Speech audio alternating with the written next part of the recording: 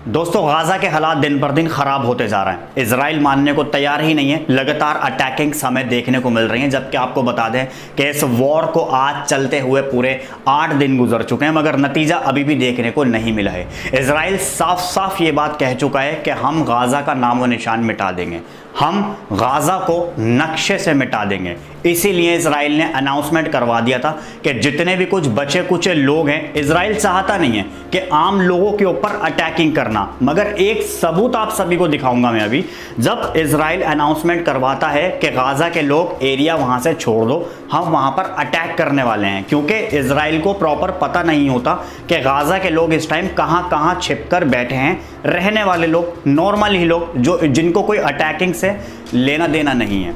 मगर अचानक से होता क्या है, गाजा के लोग बेचारे चुपचाप वहां से अपने एरिया छोड़कर निकल जाते हैं बॉर्डर की तरफ। और इजराइल ये बात बहुत अच्छे से जानता है कि जहां से ये सब लोग गुजर के जाने वाले हैं, वो रास्ता सिर्फ एक ही निकलता है।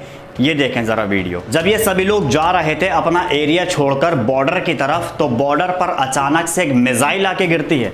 और ये मिसाइल तो सिर्फ एक थी जो कैमरा में रिकॉर्ड हुई है, ना जाने कितनी सारी मिसाइलें इस रोड के ऊपर दागी गई। यानी कि साफ साफ इजराइल की अटैकिंग नॉर्मल पीपल्स के लिए है, यानी कि जितने भी सारे वहां रहने वाले लोग हैं, चाहे वो बच्चा हो या बूढ़ा हो या कोई भी शख्स हो, भाई हम उसको खत्म कर देंगे, हम उसको मारेंगे। और ज्यादातर अभी तक हमें बच्चे ही देखने को मिले हैं। इजराइल किस हद तक जा सकता है, कितना ज्यादा दोगला है, ये हमें इस वॉर से प्रॉपर पता चल रहा है। जब तेरी लड़ाई आतंकवाद के खिलाफ है, तो तू नॉर्मल लोग को क्यों टारगेट कर रहा है? अभी तक जो चीजें हमें देखने को मिली है, ज्यादातर नॉर्मल लोगों में बच्चे मारे गए हैं। बेचारे तड़प तड़प कर अपनी जान को गंवा रहे हैं। खाना पीना, बिजली, पानी सब कुछ बंद कर दिया है, ताकि ये लोग वहीं पर ही तड़प तड़प के मर जाएं और हम मिसाइलें दागें। और उन मिसाइलों में ऐसे ऐसे केमिकल्स का यूज किया गया कि अगर आपके जरा सा सभी एक यहां जिस्म पे अगर लग गया ना, तो इतना ज़्यादा गर्म होता है वो कि आपका ये जो पूरा हाथ है इसको गला देगा। इस तरह के केमिकल्स को यूज़ किया जा रहा है और बताया जा रहा है रिपोर्ट्स के आधार पर कि इन सारे केमिकल्स में जो मदद कर रहा है वो अमेरिका शामिल है। इस वॉर में दोनों ही साइड का तगड़ा नुकसान हुआ है, चाहे इजराइल हो या फिर फलस्तीन हो, दोनों ने बेहद ज़्यादा नुकसान झेला है। मगर इस वॉर में अभी तक नतीजा क्या सामने निकल कर आएगा, ये कुछ पता नहीं चल सका है। अब ज़रा गाजा के इस हॉस्पिटल का वीडियो देखिए, जो कि शिफा हॉस्पिटल का ये वीडियो है। हजारों की तादाद में यहां पर लोग मौजूद हैं। यहीं पर ही शेल्टर्स लगा के लोगों को रहना पड़ रहा है। इतने ज्यादा लोग सहमे हुए हैं कि कौन से मिसाइल कब हमारे ऊपर आके गिर जाए, अब भरोसा नहीं है। मगर यहां के लोगों ने भी ठान लिए, अब चाहे मिसाइल गिरे या कुछ भी हो, क्योंकि अपने सारे फैमिली मेंबर्स, अपने भाई को, माता पिता, वाइफ, हस्बैंड, सबको गवा चुके हैं। अब गवाने के बाद इन लोगों के पास में कुछ नहीं बचा, तो इनका यह कहना है कि हम इस एरिया को तो छोड़ेंगे ही नहीं। और अभी तक बता दूं, इजराइल ज्यादातर जो टारगेट कर रहा है वो हॉस्पिटल्स को टारगेट कर रहा है, स्कूल्स को टारगेट कर रहा है, और नॉर्मल जो वहां के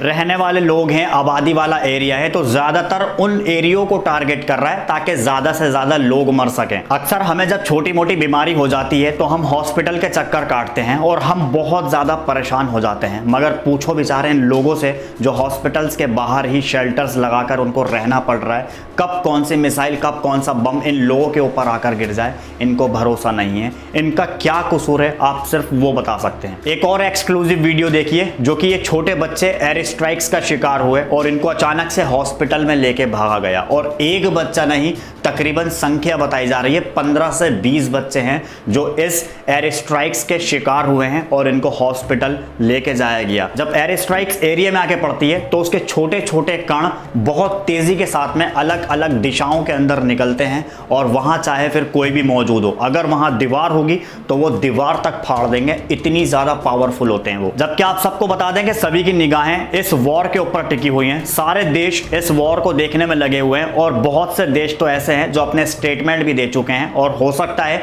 कि आज नहीं तो कल वो इस जंग में कूद भी जाए। मगर अच्छी खबर यह है कि तुर्की फलस्तीनियों की मदद करने के लिए आगे आया। उस समय में, जिस समय में हवा, पानी, दाना पानी सब कुछ बंद किया हुआ था इजराइल ने, उस टाइम में तुर्की ने फलस्तीनियों का साथ दिया।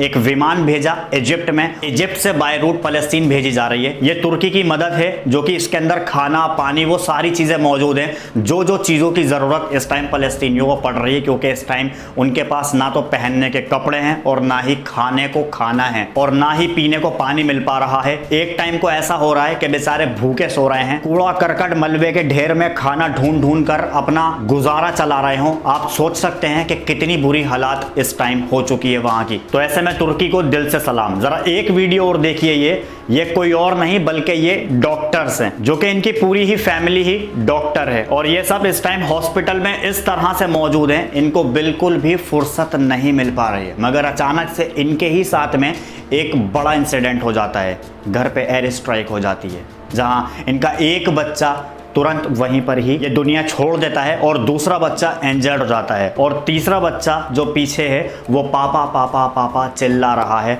आप सोच सकते हैं कि उस बाप के ऊपर क्या गुजरती होगी। मगर ये सब इजराइल बिल्कुल भी नहीं समझ पाएगा। उसको ये नहीं पता कि इसके अंदर मेरा ही कितना ज्यादा नुकसान हो रहा है। उसको तो बस अपना काम करने से मतलब है। परेशान हमेशा आम लोग ही होते हैं, याद रखना। इजराइल में अब तक जहां जहां पर मिसाइलें गिरी हैं उन लोगों का इस वॉर से कोई लेना देना नहीं है। उन लोगों को ये नहीं पता कि हम पर इस टाइम क्या होने वाला है, या फिर हम किसी सामने वाले के बारे में गलत सोच भी सकते हैं।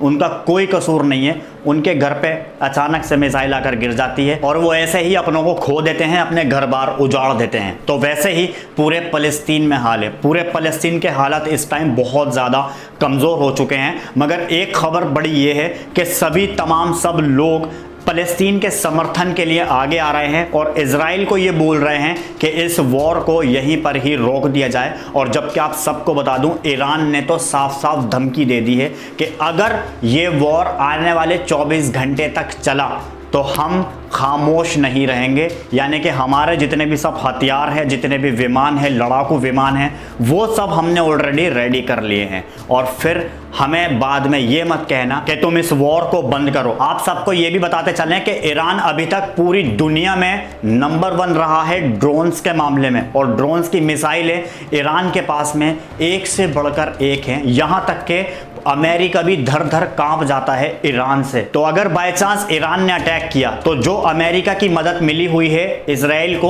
वो अमेरिका पीछे हट जाएगा। अमेरिका कहेगा भाई मुझे माफ कर दीजिए। मगर अभी सिचुएशन धीरे धीरे वहीं पर ही जाती हुई नजर आ रही है और ईरान बिल्कुल इस टाइम तैयार बैठा है इजराइल के ऊपर अटैक करने के लिए। इजराइल एंड ईरान की आपस में बिल्कुल भी नहीं बनती है, दोनों में 36 का आंकड़ा है। तो इसलिए ईरान के पास में पूरा मौका है इजराइल के ऊपर अटैक कर उसको मुंह तोड़ जवाब देने का। अब जरा ये भी देख लीजिए कि इस वॉर में कितने लोग मारे जा चुके हैं और कितने लोग इंजर्ड हैं। ये स्क्रीन पर आपके चार्ट मौजूद है, जो कि इजराइल में 1300 लोग मारे जा चुके हैं, तो वहीं फलस्तीन का आंकड़ा 1900 पहुंच गया है।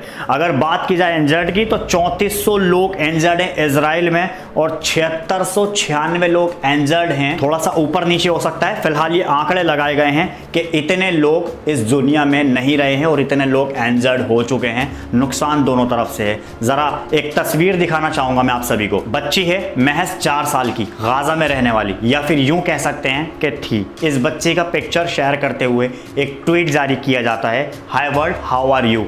It's me, Alan Khayat from Gaza. I am 4 years old. I was murdered by Israeli airstrike during the ongoing Israeli war on Gaza with my family in cold blood. यानी कि इस बच्ची और इसकी पूरी ही फैमिली को इजराइल की air strike ने ख़त्म कर दिया, दस्ते नाबूद कर दिया। इस बच्ची का सोच कर देखो क्या कसूर हो सकता है, या फिर इसका वॉर से क्या लेना देना। इस बच्ची को अभी ये नहीं पता कि मैं पैदा कहाँ पर हुई हूँ। इस बच्ची को ये नहीं पता कि दुनिया होती क्या है। इस बच्ची को ये भी नहीं पता कि मेरा धर्म क्या है। आप सोच सकते हैं, ये तो सिर्फ एक बच्ची है, ऐसे ना जाने कितने और बच्चे होंगे जो इस एयर स्ट्राइक्स, जो इस वॉर के अंदर शिकार हो चुके होंगे, अपनी जान गंवा चुके होंगे, जिन्होंने ठीक तरह से दुनिया देखी ही नहीं। अच्छा, हमारे इंडिया में बहुत खुश हो रहे हैं लोग कि हाँ मुसलमानों पे जुल्म हो रहा है, यहूदी मुसलमानों पे जुल्म कर रहा है, और करो इजराइल, हम तो तुम्हारे साथ हैं। अबे बेटा अंधभक्तों, जब तुम पर गुजरेगी ना फिर पूछा जाएगा कि कौन जश्न मनाएगा और कौन दुख का गम मनाएगा। इसलिए आजकल प्रोपोगेंडा बहुत जगह देखने को मिल रहा है, तो प्रोपोगेंडा से खास तौर से बचें। जो प्रोपोगेंडा हमारे देश में अपनाया जा रहा है गोदी मीडिया के द्वारा,